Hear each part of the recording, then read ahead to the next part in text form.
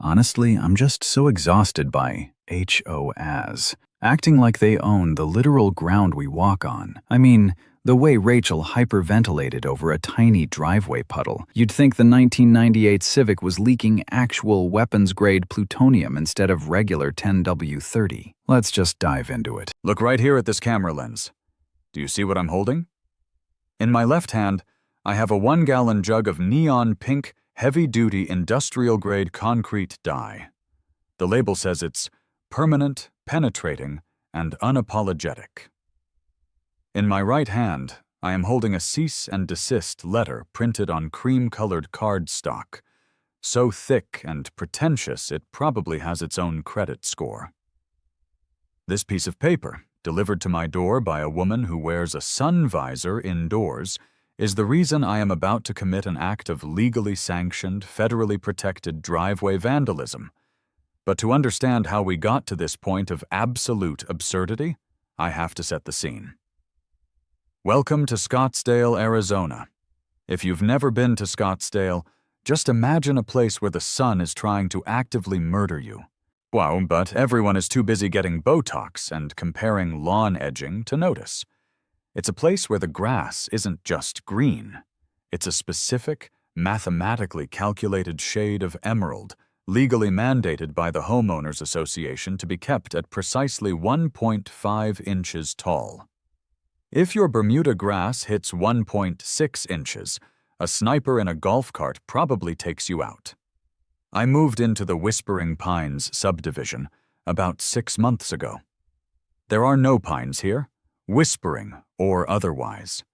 There is only stucco, gravel, and an oppressive, terrifying commitment to aesthetic harmony. Now, I don't fit into Whispering Pines. I am a guy who fixes his own plumbing, mows his own lawn, and most importantly, drives a 1998 Honda Civic that I affectionately call the Silver Bullet. The Silver Bullet is a survivor. She has seen 4 presidents, or 3 major economic downturns, and a ridiculous amount of highway miles. Her clear coat is peeling like a bad sunburn. The passenger side window only rolls down if you punch the door panel in a very specific spot. And yes, she drips a little oil. It's not a hemorrhage. It's not the Exxon Valdez disaster. It is a slow, methodical, completely natural weeping of a machine that has earned the right to be a little tired.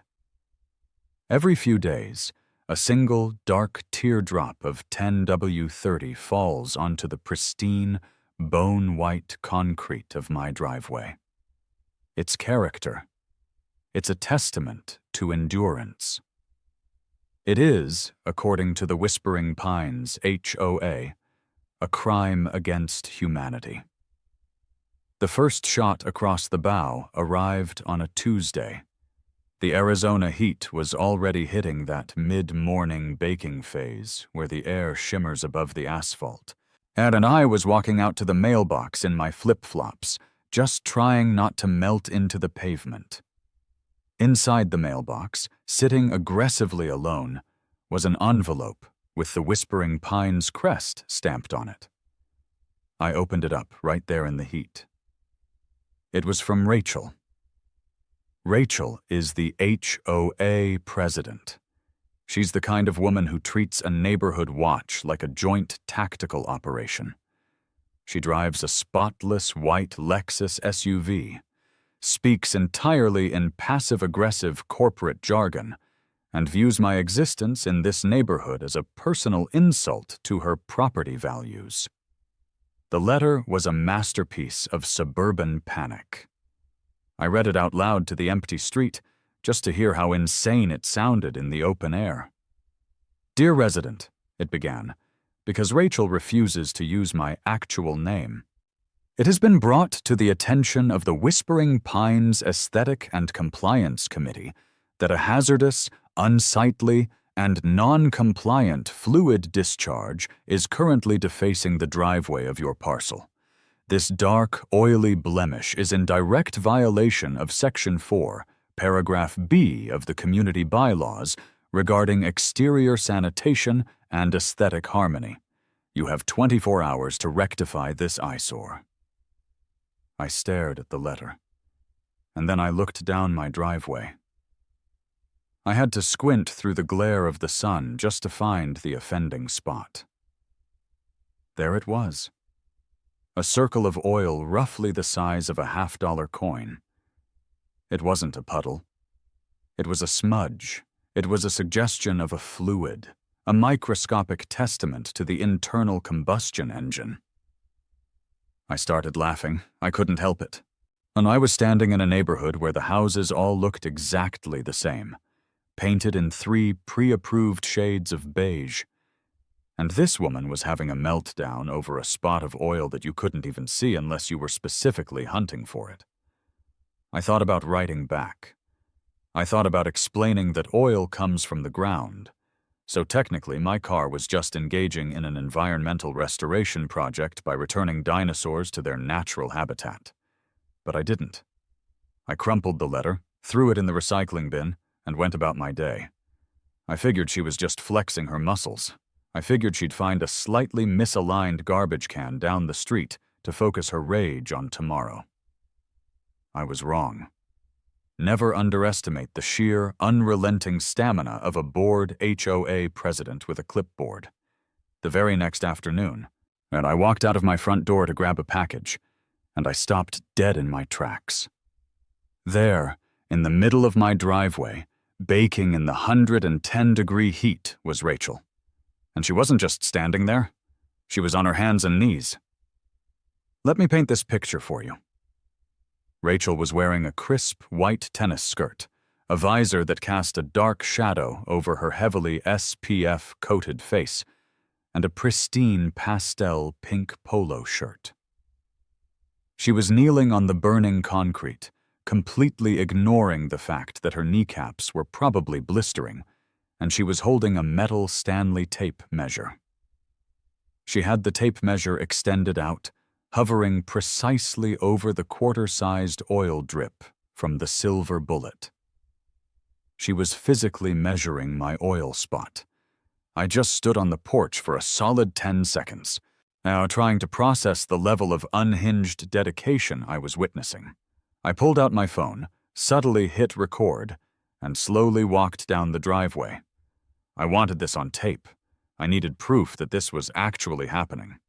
"Hey, Rachel," I said, keeping my voice incredibly calm, casual, like finding a woman measuring a driveway stain was a totally normal Tuesday afternoon occurrence. "Did you lose a contact lens, or are we just really passionate about geometry today?"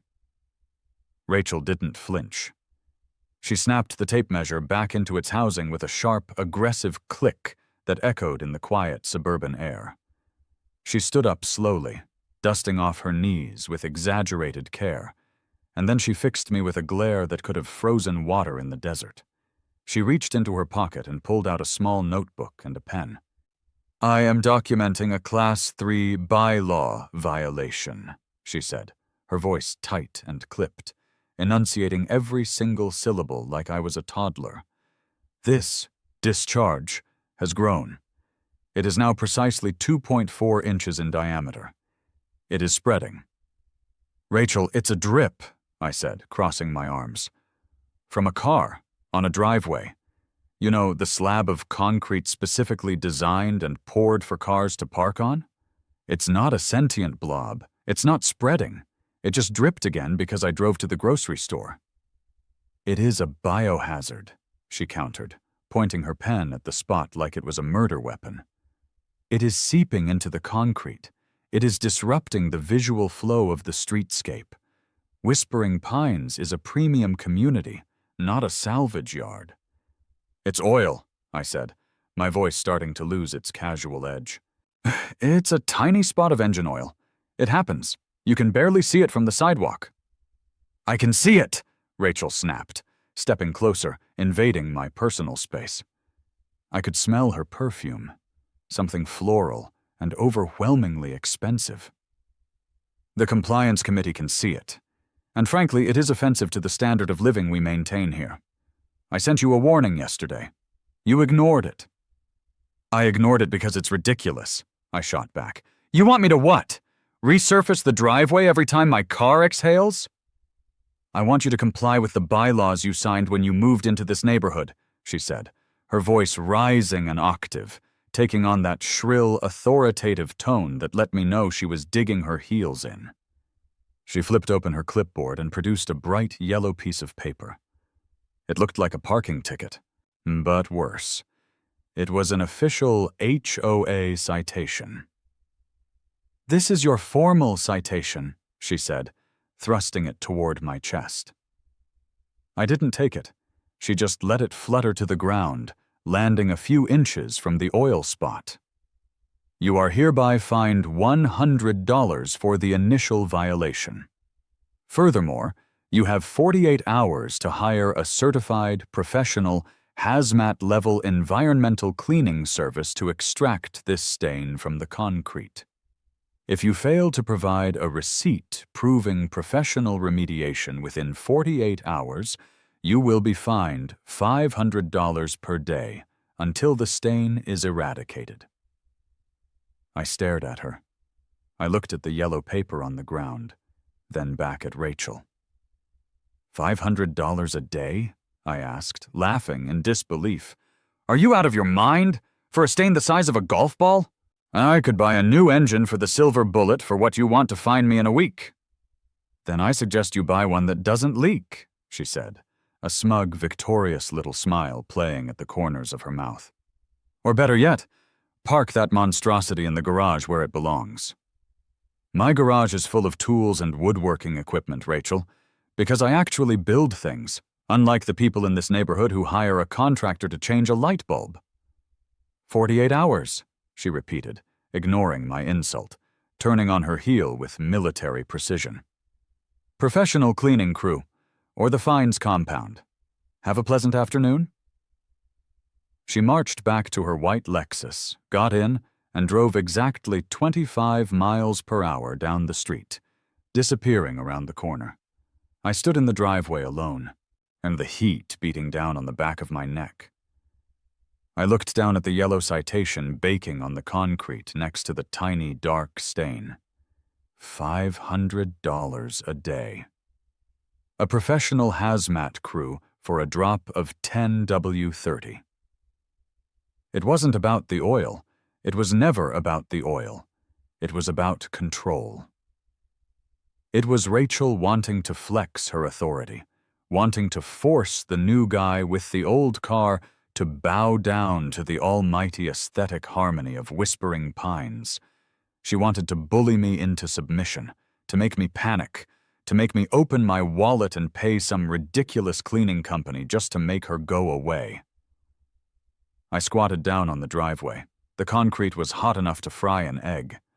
I looked closely at the oil spot. It wasn't just black. Because the sun was hitting it directly, the thin film of oil was separating, creating a microscopic prism. It was iridescent.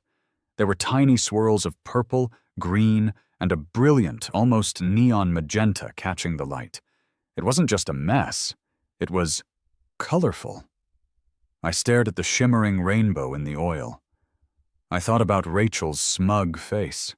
I thought about the words, aesthetic harmony. I thought about the $500 a day fine. And then a very specific, very dangerous smile spread across my face. Wait a minute, I thought, my mind racing through legal statutes, case law, and the glorious, chaotic world of property rights. If this is just a stain, just a mess of motor oil, then Rachel and the HOA have jurisdiction. They can claim it's a sanitation issue. They can claim it's a blight. They can force me to clean it up or fine me into oblivion. But what if it isn't a stain? What if it's deliberate? So what if it is an expression of my inner turmoil regarding the decay of the American dream?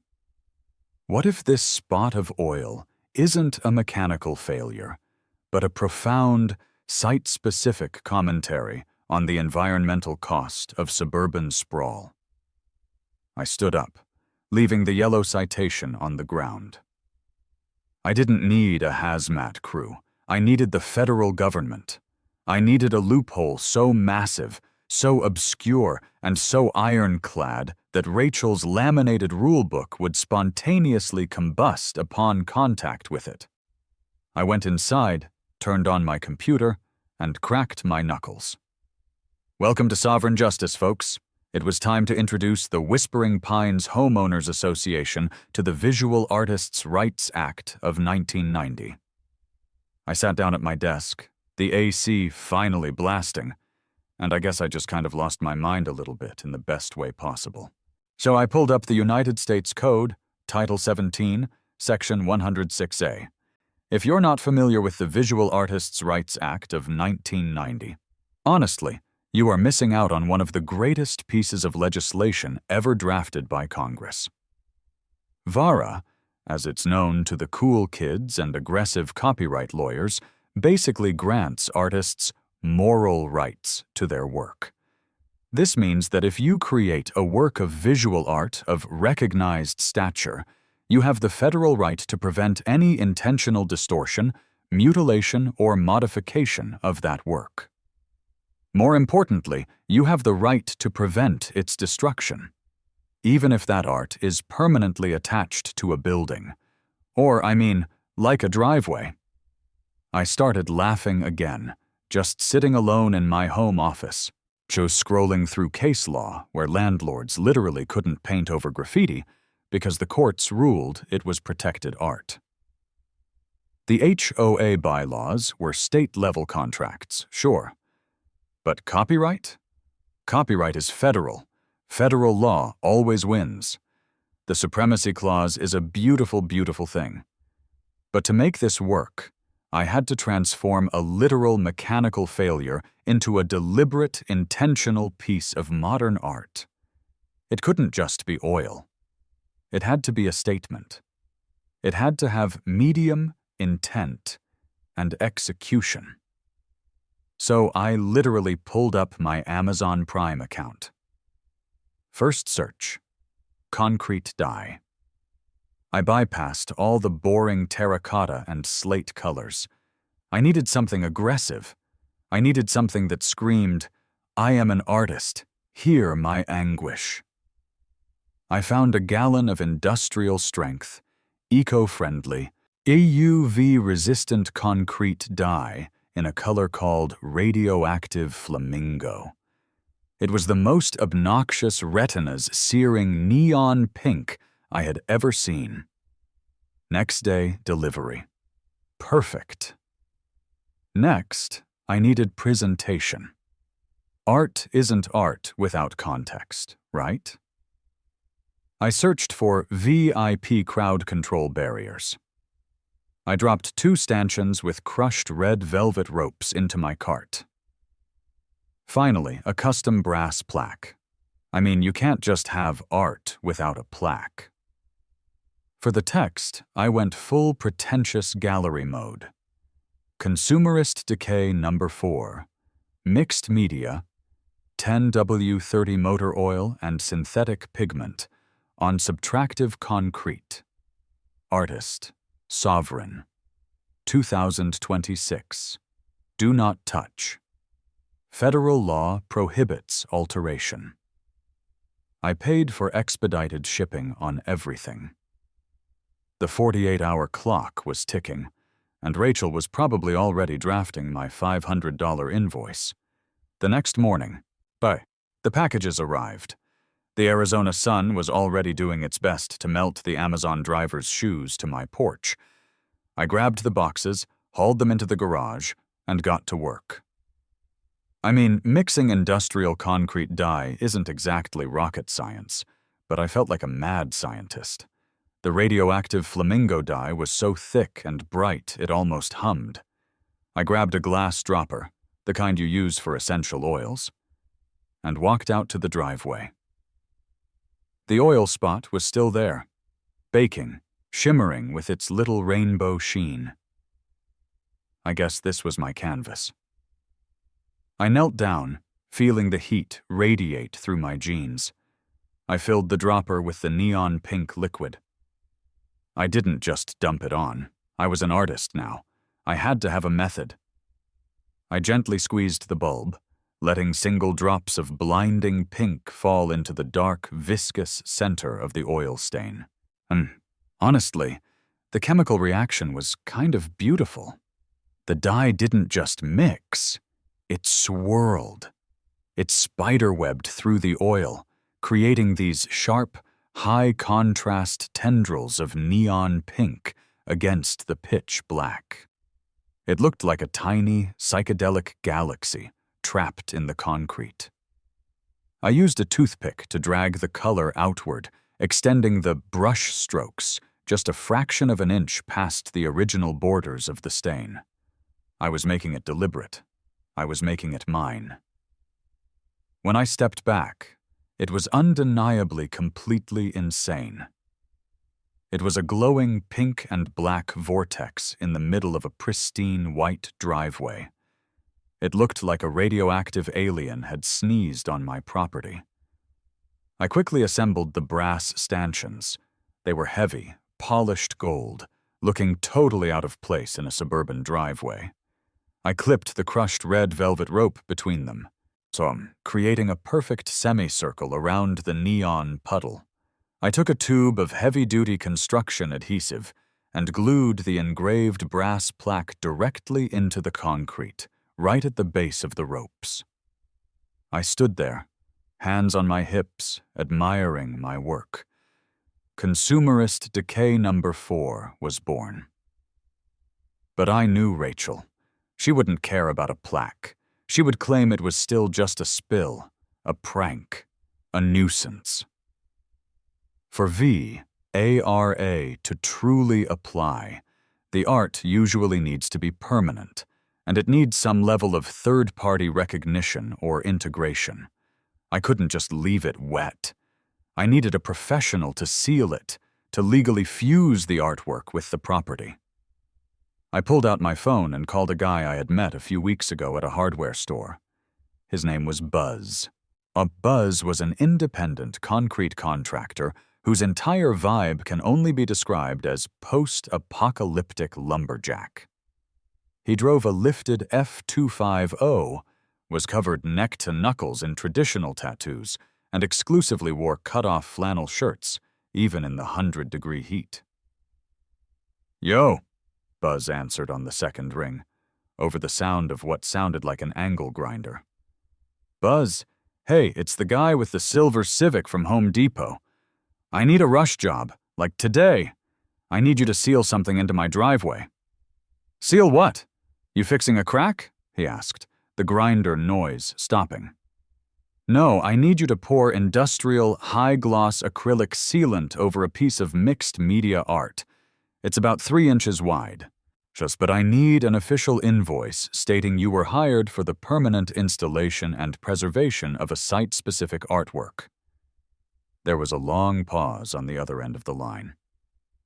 "Dude, what?" "I'm paying your full minimum call-out fee," I said. $200 for 10 minutes of work. I just need you to bring the good sealant and an invoice pad." "I'll be there in 20, Buzz said, and hung up. True to his word, Buzz's massive exhaust-belching truck rumbled onto my street 20 minutes later. He parked on the curb, grabbed a bucket and a respirator mask, and walked up my driveway. He took one look at the velvet ropes, the brass plaque, and the glowing pink puddle, and he just stopped. He looked at me. He looked back at the puddle. "Man," Buzz said, pushing his safety glasses up into his hair, "I usually pour patios. You're paying me to seal a pink oil stain?"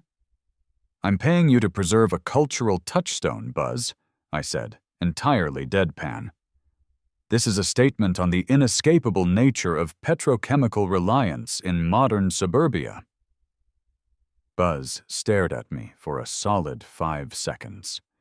A slow grin spread across his face. "You're messing with the HOA, aren't you?" "I am legally exercising my rights under the Visual Artists' Rights Act," I corrected him. "Can you seal it or not?" "Oh, I'm sealing the hell out of this," he laughed. He cracked open a can of aerospace-grade clear coat. The smell of harsh chemicals instantly overpowered the scent of Rachel's neighborhood jasmine bushes. Buzz carefully poured a thick, crystal-clear dome of sealant directly over the pink and black swirl. And he used a small trowel to feather the edges so it blended seamlessly into the concrete. It magnified the colors underneath, making the neon pink pop even harder. "Give that an hour in this heat. It'll outlast the foundation of your house," Buzz said, wiping his hands on a rag. He scribbled out an invoice on a carbon copy pad. "Permanent installation and archival sealing of site-specific driveway mural." He handed me the yellow copy. "Honestly, this is the best $200 I've made all week. Good luck with the suits, man." Buzz drove off, leaving me alone with my masterpiece. The trap was set.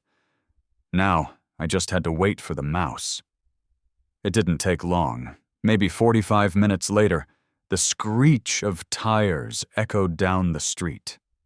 Rachel's white Lexus practically drifted around the corner, Bento coming to a violent halt right in front of my house. She didn't even park properly.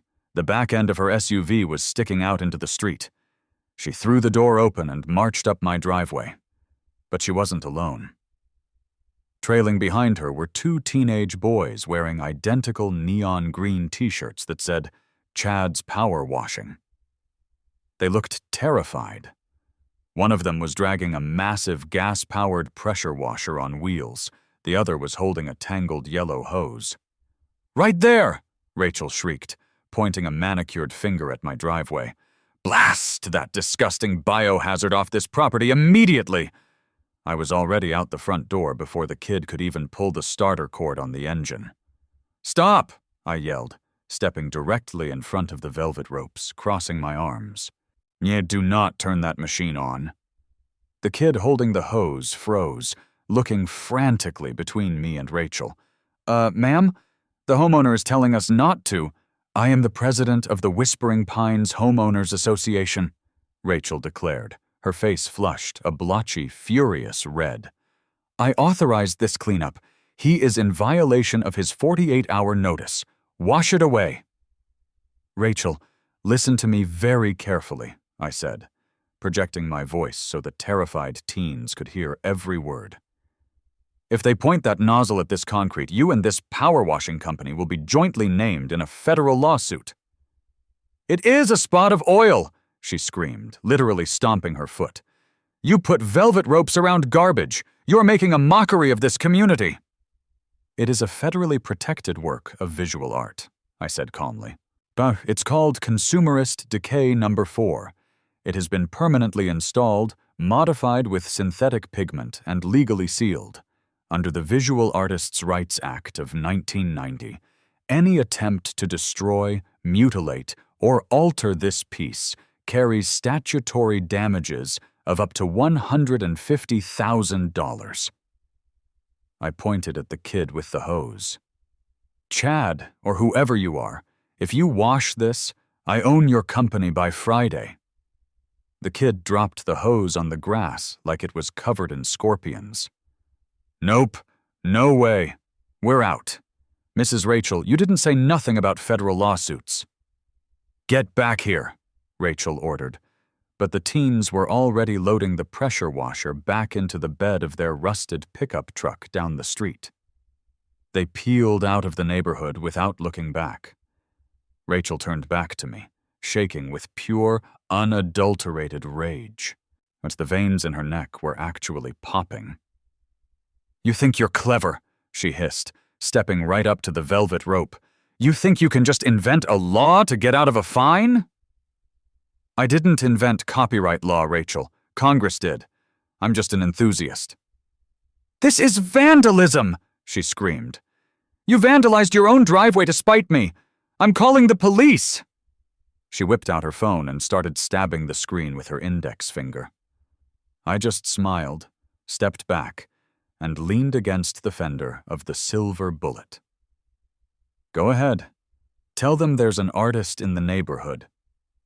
I honestly couldn't believe she was escalating it this far, but I guess when your entire identity is built on enforcing grass height, being told no causes a short circuit in the brain. We waited in silence for about 15 minutes. The heat was brutal. Yet Rachel refused to retreat to the AC of her Lexus, choosing instead to stand guard by the velvet ropes, glaring at the pink puddle like it had insulted her ancestors. Finally, a black and white Scottsdale police cruiser rolled slowly down the street. It pulled up behind Rachel's badly parked SUV.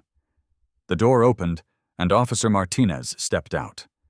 He looked exactly how you'd expect a cop in a wealthy suburb to look: impeccably pressed uniform, mirrored sunglasses, and an expression of deep, profound exhaustion before he even knew what the call was about. He rested his hand on his utility belt and strolled up the driveway. He looked at Rachel, red-faced and hyperventilating. He looked at me, leaning casually against my rusted Honda. Then, he looked down. He slowly lowered his mirrored sunglasses to the bridge of his nose, staring at the polished brass stanchions, the red velvet rope, the plaque, and the sealed, glowing pink puddle of oil. He just stood there. He looked at it for a long time. "Ma'am," Martinez finally said, his voice slow and heavy. "Dispatch said there was a vandalism in progress. Who is vandalizing what?" "He is!" Rachel practically spit, pointing at me. "He poured toxic chemicals on his driveway and built a shrine to it. It is a violation of the community aesthetic standards and a public nuisance." Officer Martinez turned his head slowly to look at me. "Is this your property, sir?" "Yes, officer. I own the home." "And is this your installation?" he asked, gesturing vaguely toward the ropes. "Yes. It's an original piece of mixed media contemporary art. I finished the installation this morning." Martinez rubbed the bridge of his nose right between his eyes. I could see the migraine forming in real time. He turned back to Rachel. "Ma'am, he owns the house. He put paint on his own driveway. That's not vandalism. You can't vandalize your own property." "It's a violation of the HOA bylaws," she insisted, her voice getting shrill again. "We have strict rules about exterior modifications. He needs to be forced to remove it." "Ma'am, I am a police officer," Martinez said, sounding like he was explaining this to a 5-year-old. "I enforce the penal code. I don't enforce HOA bylaws. That is a civil matter. If you have a problem with his driveway, you need to take him to civil court." "But he's a menace," Rachel yelled. "Look at it, it's pink." "I see that it's pink, ma'am," Martinez said. It was perfectly deadpan. He pulled out a small notepad, purely for show. He looked at me again. "So, you actually went to art school?" "I'm self-taught, officer," I said, trying desperately not to laugh. "My work focuses on the intersection of suburban decay and environmental negligence." Martinez stared at me. A tiny, almost imperceptible smirk tugged at the corner of his mouth beneath his mustache. He clicked his pen, put it away, and slid his sunglasses back up. "Well, it's very pink," Martinez said. He turned to Rachel, his authoritative cop voice returning. "Mrs. Rachel, there is no crime here. This is a private dispute. If you call the emergency line again because your neighbor painted his own driveway, I will write you a citation for misuse of the 911 system. Or do we understand each other?" Rachel looked like she had just been struck by lightning. Her mouth opened and closed a few times, but no sound came out. The absolute, unquestionable authority she held in Whispering Pines had just been dismissed by a guy who clearly just wanted to go get a cold brew. "But the property values," she whispered, a desperate final plea. "Have a good day, folks," Martinez said. He turned around, walked back to his cruiser, got in, and drove away. Rachel and I were left alone in the driveway again.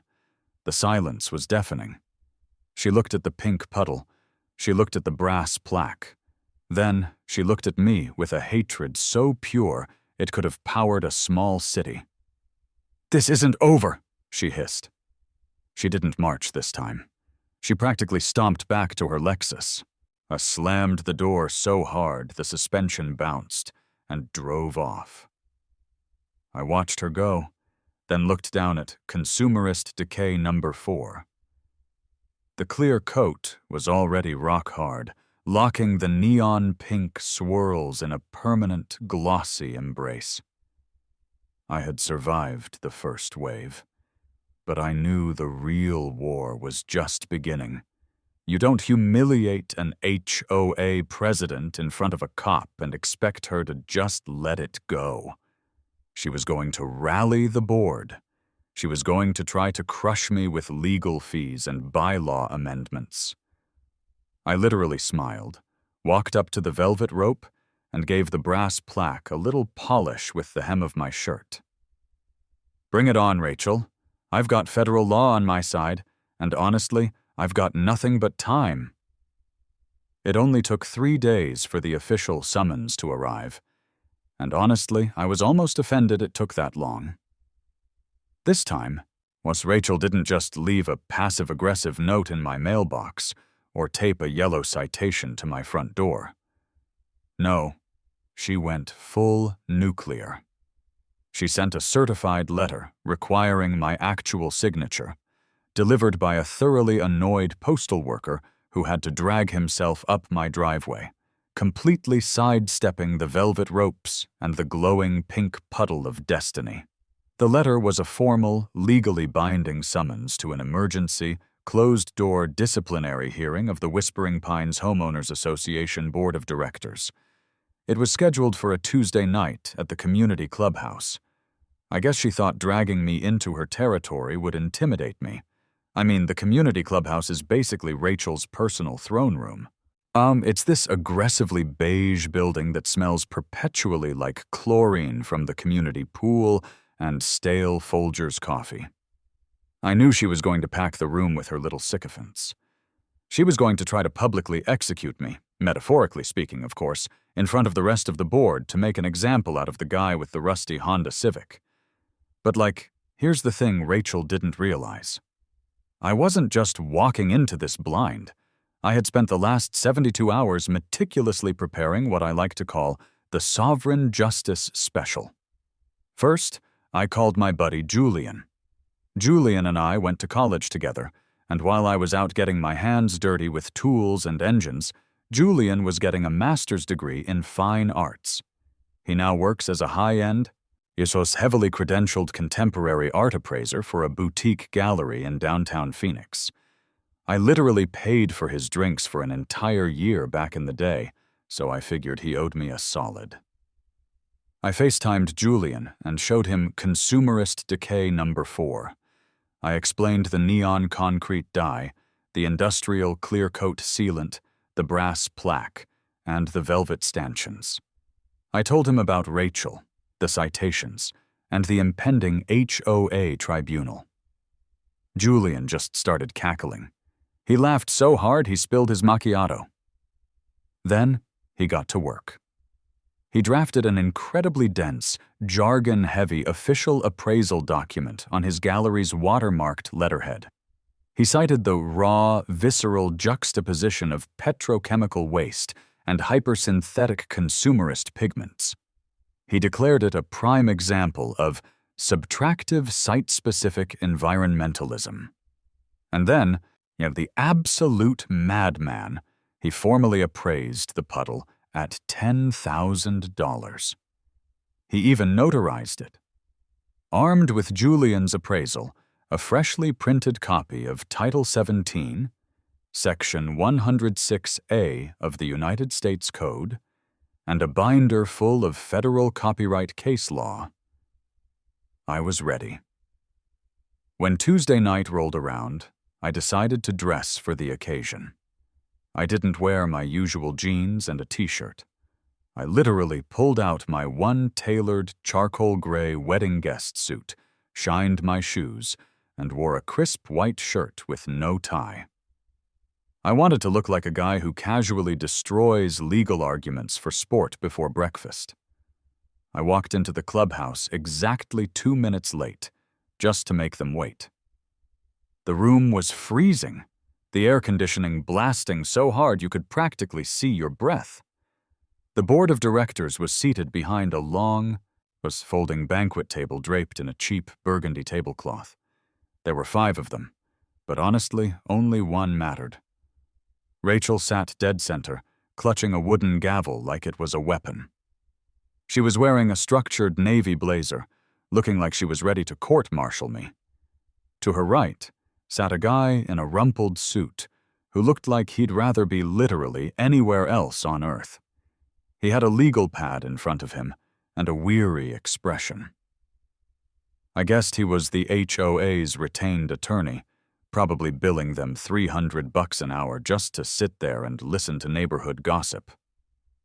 "You're late," Rachel snapped, not even pretending to be cordial. "Traffic," I said smoothly, pulling out a metal folding chair and sitting directly across from her. I placed my thick leather binder on the table with a heavy, satisfying thud. "But I'm here now. Let's talk about my driveway." "This is not a negotiation," Rachel said, her voice echoing in the empty, sterile room. She picked up a piece of paper and started reading from it like a town crier. "You have been summoned before the board for multiple, severe, and intentional violations of the Whispering Pines Aesthetic Covenant. You have failed to remediate a hazardous fluid leak.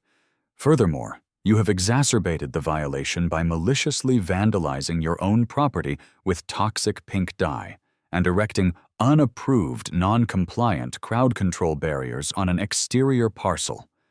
She paused, taking a deep breath, locking eyes with me. "The fines currently stand at $1,600. In addition, the board has voted to authorize a forced remediation. Tomorrow morning, a contracted crew will arrive at your property to chemically strip and resurface your driveway. The cost of this resurfacing, estimated at $3,400, will be added to your property ledger as a special assessment. If you fail to pay, we will place a lien on your home." She slammed her gavel down on the table for emphasis. Whack. The other board members nodded solemnly, like penguins agreeing on the weather. Rachel looked at me with a smug, victorious smile. She honestly thought she had won. She thought the threat of a lien would make me panic, apologize, and rip up the velvet ropes myself. I just leaned back in my folding chair, unbuttoned my suit jacket, and smiled. "Rachel, that is a fascinating plan," I said, keeping my voice incredibly calm. "Honestly, it's a great plan, except for one tiny, little, catastrophic flaw." The HOA attorney sighed, rubbing his temples. "Sir, please, just agree to pay the fine and clean the concrete. We don't want to go through the lien process. It's tedious." "I agree. It is tedious," I said, looking directly at the lawyer. "Which is why I'm going to save you the trouble. Because if you send a crew to my house tomorrow to strip my driveway, this HOA will be bankrupt by Friday." Rachel scoffed loudly. "Is this a joke? Are you threatening us?" "I don't make threats, Rachel. I make federal copyright claims." I opened my leather binder. I pulled out the crisp, watermarked appraisal from Julian's gallery and slid it across the table toward the lawyer. "I guess you should read that first, counsel." The lawyer frowned, picking up the paper. He adjusted his glasses. He started reading, but I watched his eyes scan the text. At first he looked confused. Then his eyebrows shot up toward his hairline. He read the final number, the $10,000 valuation, and he visibly swallowed hard. "What is this?" Rachel demanded, trying to snatch the paper from him. "It's a certified, notarized appraisal," I explained, leaning forward, resting my elbows on the table. "From a licensed fine art appraiser, valuing the piece you just referred to as toxic pink dye at $10,000. It is officially titled Consumerist Decay No. 4. It is a permanent, sealed, mixed media installation, and it is my legally copyrighted intellectual property." "It's a puddle of oil!" Rachel shrieked, finally losing her composure, her voice bouncing off the clubhouse walls. "You poured paint on oil! You're making this up!" "I mean, technically. Jackson Pollock just dripped paint on canvas, Rachel, but they still hang his stuff in the MoMA," I replied effortlessly. I pulled out my second document, the printout of the federal statute, and slid it across the table. I tapped the paper with my index finger. "This," I said, my tone dropping all the humor, turning dead serious, "is the Visual Artists' Rights Act of 1990, Title 17 of the U.S. Code. It protects works of visual art from intentional distortion, mutilation, or modification. It grants me, the artist, the right to prevent the destruction of a work of recognized stature. A stature which has just been legally established by that $10,000 appraisal." The room went dead silent. The humming of the AC unit suddenly sounded incredibly loud. The lawyer was furiously reading the statute I had handed him, and his finger tracing the lines of text. "Counsel?" Rachel snapped, looking at the lawyer. "Tell him he's being ridiculous. Tell him the HOA bylaws supersede whatever nonsense this is." The lawyer didn't look up immediately. When he did, he looked pale. He looked like a man who had just realized he was standing on a landmine. "Rachel," the lawyer said, his voice quiet, almost a whisper. He's citing federal copyright law. Moral rights provisions." "I don't care what he's citing," she yelled, slamming her hand on the table. "It's my neighborhood."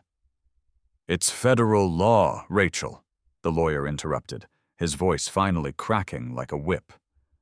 "The Supremacy Clause dictates that federal law preempts state law and private contracts. If this driveway stain is legally defensible as a protected work of art under VARA, which it is," I chimed in cheerfully, "it's permanently affixed to the property, sealed with industrial acrylic, and appraised by a recognized gallery expert." The lawyer looked at me, then back to Rachel. "If we send a crew to destroy it, we aren't just violating an HOA rule. We are committing a federal offense. Under VARA, the statutory damages for the intentional destruction of protected art can be up to $150,000 per violation." Rachel froze. The color completely drained from her face. The other 3 board members, who had been completely silent this entire time, suddenly started murmuring to each other in pure panic. One of them, an older guy in a golf shirt, physically pushed his chair back from the table like the paperwork was contagious. $150,000? Rachel whispered, staring at the lawyer. "Plus his attorney's fees," the lawyer added grimly.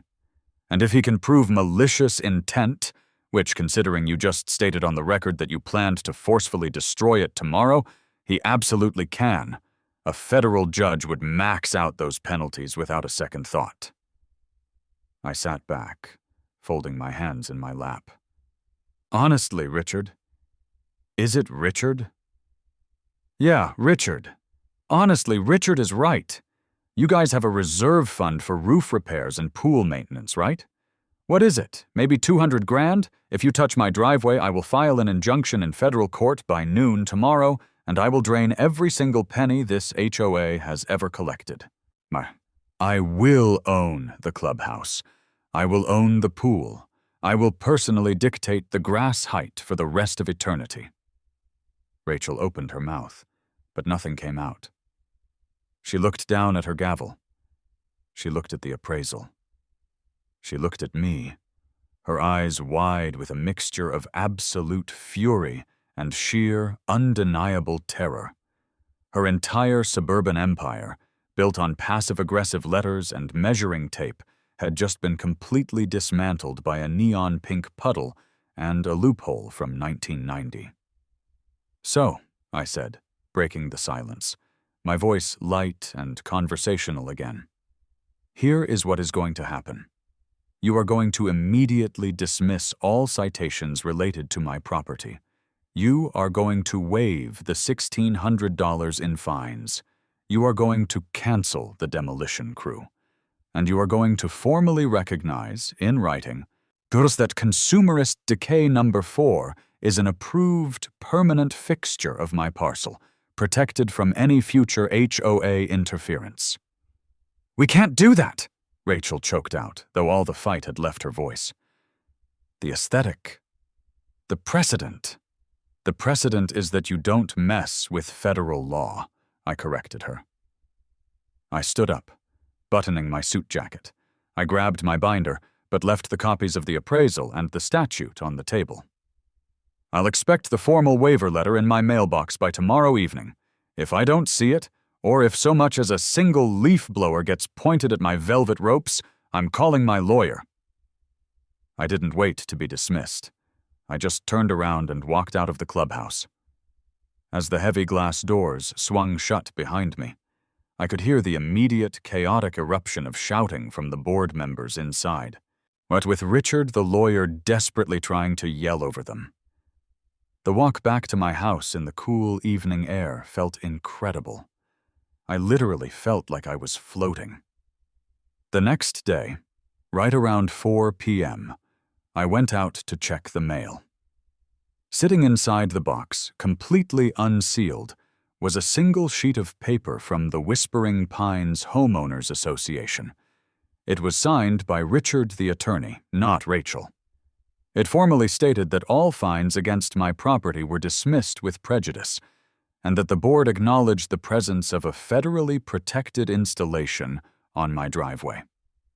I won. A complete, unconditional surrender. And you know what the best part is? The aftermath. I mean, I thought the neon pink puddle was just going to be a massive middle finger to Rachel. But it actually became a whole thing. Like, it's a literal neighborhood landmark. Because I had to leave the velvet ropes up to maintain the illusion of a gallery installation, people couldn't ignore it.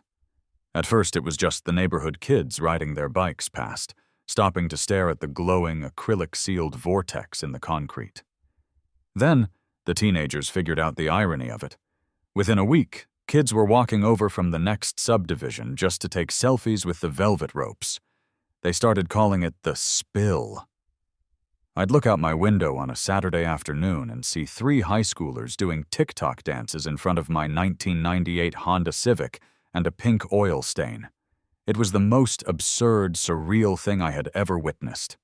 Rachel, true to her nature, completely shut down. She still drove her white Lexus past my house every single day, but she refused to look. That she would literally physically turn her head to stare intensely at the house across the street, just to avoid seeing the neon pink reflection on my driveway. She resigned from the HOA presidency a month later, citing health reasons, which I guess was just a polite way of saying her blood pressure couldn't handle the existence of my art.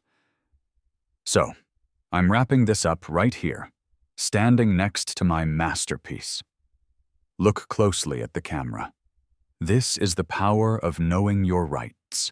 This is the power of finding the exact right legal crowbar to pry the control out of the hands of petty tyrants. The HOA relies on you being too busy, too scared, or too uneducated to fight back against their fake authority. They use contracts of adhesion to bully you into submission. But there is always a bigger fish. And in the legal world, the federal government is a megalodon. Honestly, I never set out to be a conceptual artist. I just wanted to be left alone to change my own oil and live my life. But if slapping a velvet rope around a chemical spill is what it takes to protect my peace, then I guess I'll see you at the Guggenheim. Always read the fine print, folks. Never let a clipboard-carrying suburban dictator tell you what you can and cannot do with your own concrete. What is the most ridiculous thing an HOA has ever tried to fine you for? Let me know down in the comments. I read every single one of them. Oh, and check this out. I'm panning the camera down right now. Look at this. Right outside the velvet rope, about 6 inches to the left of the brass plaque, there is a brand new, fresh drop of black 10W30 motor oil seeping into the concrete. And the silver bullet strikes again. I guess I'm going to have to go back to Amazon and order some neon green dye. Consumerist decay. Number 5 is officially going into pre-production. Have fun with this one. It's a ride.